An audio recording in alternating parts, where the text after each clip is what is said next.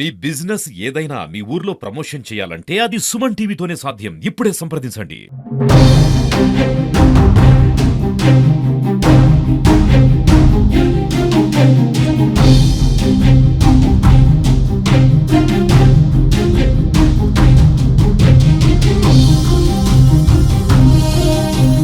లక్షలు పెట్టి నిర్మించినటువంటి బస్టాండ్లు అయితే మాత్రము నిర్వీర్యంగా మారిపోతున్న పరిస్థితి అయితే ఉంది. మనం ప్రస్తుతం అయితే దుద్దెడ టోల్ గేట్ సమీపంలో ఉన్నటువంటి బస్టాండ్ వద్దనైతే మనం ఉన్నామంటే దాదాపుగా దీన్ని 2002 సంవత్సరంలోనైతే నిర్మించడం జరిగింది. అంటే అప్పటి ప్రయాణికుల సౌకర్యార్థం కూడా ఇక్కడ అప్పటి ఉన్నటువంటి ప్రజాప్రతినిధులు ఎంపీ నిధుల నుంచి అయితే ఈ బస్టాండ్ను నిర్మించడం జరిగింది. ఇప్పుడు మాత్రం ఇది ఒక నిర్వీర్యంగా మందుబాబులకు అడ్డాగా కూడా మారిపోయిందని చెప్పుకోవచ్చు. అంటే కట్టడం కూడా అంటే ఓకే శిథిలావస్థకు చేరితే దాన్ని పక్కకు పెట్టచ్చు, కానీ శిథిలావస్థకు ఎలాంటి శిథిలావస్థ లేకుండా కూడా భవనము మంచిగా ఉన్నా కూడా దాన్ని ఇప్పటికీ బస్టాండ్ను మాత్రం ఆర్టీసీ అధికారులు అయితే మాత్రము వాడడం లేదు. చూడొచ్చు బస్సులు ఇక్కడ ఆగడం లేదు. అంటే బస్టాండ్ లోపలికి బస్సులు అయితే వెళ్ళే పరిస్థితి అయితే మాత్రము ఇప్పుడు ఎక్కడ కూడా ఎలా ఉంటుంది, కనీసం పల్లె వెలుగు బస్సులు అంటే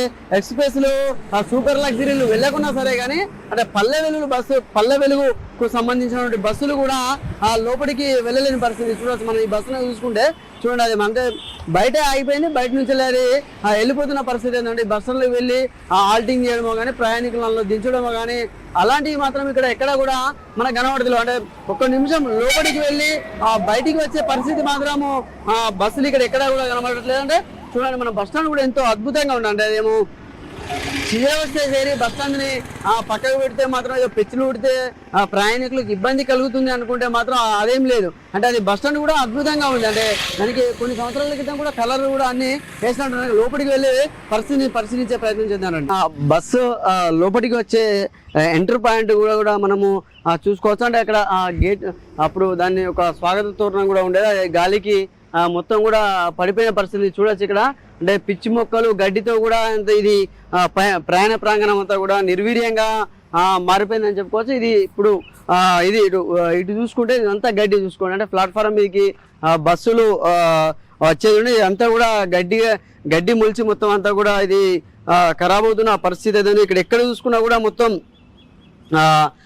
ఇది ఒక శిథిలావస్థ చేరితే ఎట్లా ఉంటుందో దానికంటే ఎక్కువ కూడా దీన్ని బస్టాండ్ అయితే ఖరాబ్ అయిన పరిస్థితి ఉంది. అంతా చూస్తే మనము ఇక్కడ చూడండి, ఇక్కడే అన్ని ఏదో ఇక్కడ అంతా కాల్చి మొత్తం దీన్ని అయితే ఇక్కడే దీంట్లోనే మంట పెట్టి దీంట్లోనే అది చేయడం జరిగింది. మొత్తం కూడా ప్లాస్టిక్ను కాలవడమో లేకుంటే ఇంకేమైనా వైర్లను వంటివి కాల్చినట్టుగా కూడా మనకి ఇక్కడ కనబడుతున్న పరిస్థితి. ప్లాట్ఫామ్స్ ఇవన్నీ ఇక్కడ కూడా మొత్తం ఇక్కడ ఇటుకలు మొత్తము ఇది పెద్ద పెద్ద బండరాళ్ళు మొత్తం కూడా ఇక్కడ ఉంది. అంటే ఫ్లాట్ ఇది బాగుంది. బస్టాండ్ చూసినా కూడా ఏదో దీన్ని ఒక శిథిలావస్థకి చేరిన దాని లెక్క కూడా ఎక్కడ కూడా కనబడట్లేదు. మనం చూస్తే మాత్రం ఎక్కడ చూసినా కూడా మొత్తం అంత పిచ్చి మొక్కలు, గడ్డి, మద్యం సీసాలు, గ్లాసులు, బిర్యానీ ప్యాకెట్లు చూడండి. ఇక్కడ మద్యం ఇక్కడే మందుబాబులకు కూడా ఇది అడ్డాగా మారిందని చెప్పుకోవచ్చు. అంటే ఇక్కడ మందు తాగడానికి కానీ ఇక్కడ ఇతర అసాంఘిక కార్యక్రమాలకు కూడా కొద్దిగా ఇది అడ్డాగా కూడా మారినట్టయితే మనకు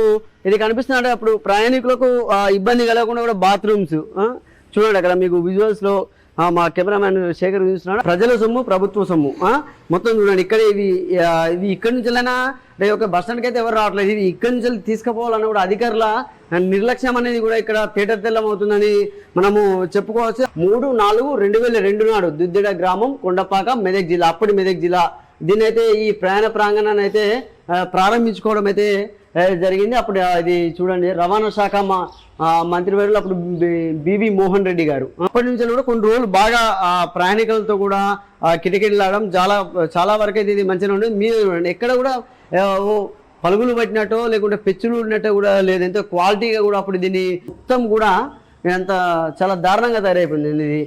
ఇది అడ్డాగా అంటే ఇంతకుముందు చెప్పినట్టుగా కూడా అసాంఘిక కార్యక్రమాలకు మందుబాబులకు కూడా ఈ బస్టాండ్ అనేది అడ్డాగానైతే మారిపోయింది. పల్లె వెలుగు బస్సులైనా ఇందులోకి రప్పిస్తే మాత్రము ఈ బస్టాండ్ అనేది శిథిలావస్థకు చేరకుండా ఉపయోగకరంగా కూడా ఉంటుందని చెప్పి జనాలు అభిప్రాయపడుతున్న పరిస్థితి ఉంది. కెమెరామెన్ శేఖర్తో సతీష్, సుమన్ టీవీ, సిద్దిపేట నుండి.